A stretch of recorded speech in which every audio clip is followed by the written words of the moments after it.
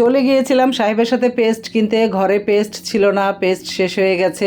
গিয়েছিলাম আগরায়, আগরা বা স্বপ্ন যে কোনো একটাতে গেলেই হবে। দুটোর একটায় যখনই যাওয়া হয় আবল তাবল জিনিস বেশি কেনা হয়। দেখা যায় যে একটা কিনতে যাব, যে দেখা যায় আরও 10 রকমের কেনা হয়। অনেক জিনিসই কিনেছিলাম, তার মধ্যে সবচেয়ে যেটা শ্রেষ্ঠ কিনেছিলাম এটা হলো তরমুজ।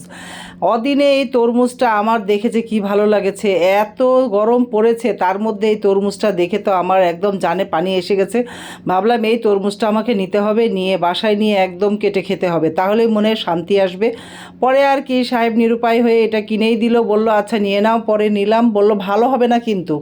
আমি বললাম ভালো হোক বা না হোক, তরমুজ তো বটে, রসালো পানিটা তো খাওয়া যাবে, এটা খাওয়ালেই গেলেই চলবে। নিয়ে আসলাম বাড়িতে, এসে দেখি এই তো এই অবস্থা। বেশি কিন্তু মিষ্টি ছিল না, ভালোই লাগছিল। তাও আমার তো তরমুজ হলেই হলো, মিষ্টি আর টক কি কোনো কিছুই মানি না, শুধু তরমুজ দেখলেই হলো। অনেক পছন্দ, খেতে ভালোবাসি। আচ্ছা যাক, এটা তো গতকাল রাতের ভিডিও ছিল। আর এই যে পরের দিন দুপুরবেলা এই যে রান্নায় চলে এসেছিলাম, সাহেব কীভাবে যেন পালং শাক পেয়েছিল।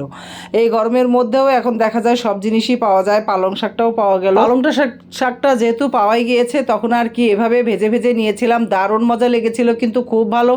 আর এই যে নতুন সিম উঠেছে, সিমও আনলো। সিম এখন কি করব ভাবলাম এই যে চিংড়ি দিয়ে একটু চচ্চড়ির মতো করে নিই, মশলার সাথে চিংড়িগুলো ভুনে নিলাম। আমি ভুনেই দিয়ে দিব সিম, আর একটা আলু কেটে দিয়েছিলাম, কারণ খালি সিম তো খাওয়া যায় না, সাথে একটা আলুও লাগবে।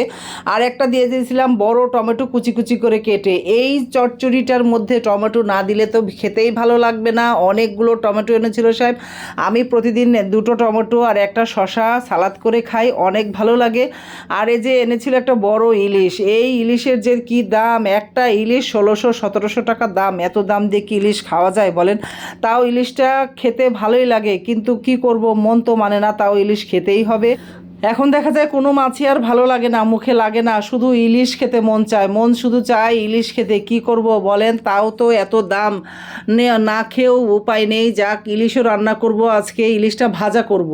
যেহেতু শাক রান্না করেছি, সিমের চচ্চড়ি, আর এই যে ইলিশটা একদম মশলা মেখে এখন ভেজে নিব। দিয়ে দিলাম হলুদ, মরিচ, একটু সামান্য জিরা গোলমরিচ দিয়েছি, জিরা গোলমরিচ দিয়ে একদম এই যে হাতেও মেখবো, একটু ঝেড়ে ঝেড়ে নিচ্ছিলাম। পুরো মশলাটা যখন গায়ে লেগে গেল তখন দিয়ে দিলাম পেঁয়াজ আর কাঁচামরিচ ব্লেন্ড করে নিয়েছিলাম, সাথে সরিষা ছিল। কিন্তু আমি কিন্তু সরিষার সাথে সরিষা, পেঁয়াজ, কাঁচামরিচ একসাথে ব্লেন্ড করে নিয়ে একটু লবণ দিয়ে, আর ফ্রাই প্যানে দিয়ে দিলাম অনেকগুলো সরিষার তেলে ভাজবো এখন। এই তেলে দেখা যাবে যে ভাজলে কি যে গ্রান ছুটবে, সাথে সরিষা বাটাও মেখে নিয়েছি সাথে। এইভাবে ভাজলেও কিন্তু ভালো লাগে।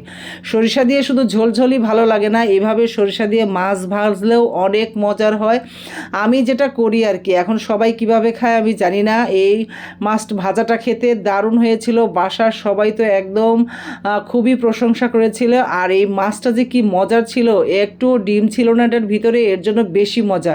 ডিমের কিন্তু একরকম স্বাদ, আর এই মাছের ডিম ছাড়া মাছের কিন্তু অন্যরকম স্বাদ লাগে। আর এই মাছটা এত সফট নরম ছিল, মানে তেল ছিল, খুবই মজা লেগেছে মাছটা খেতে।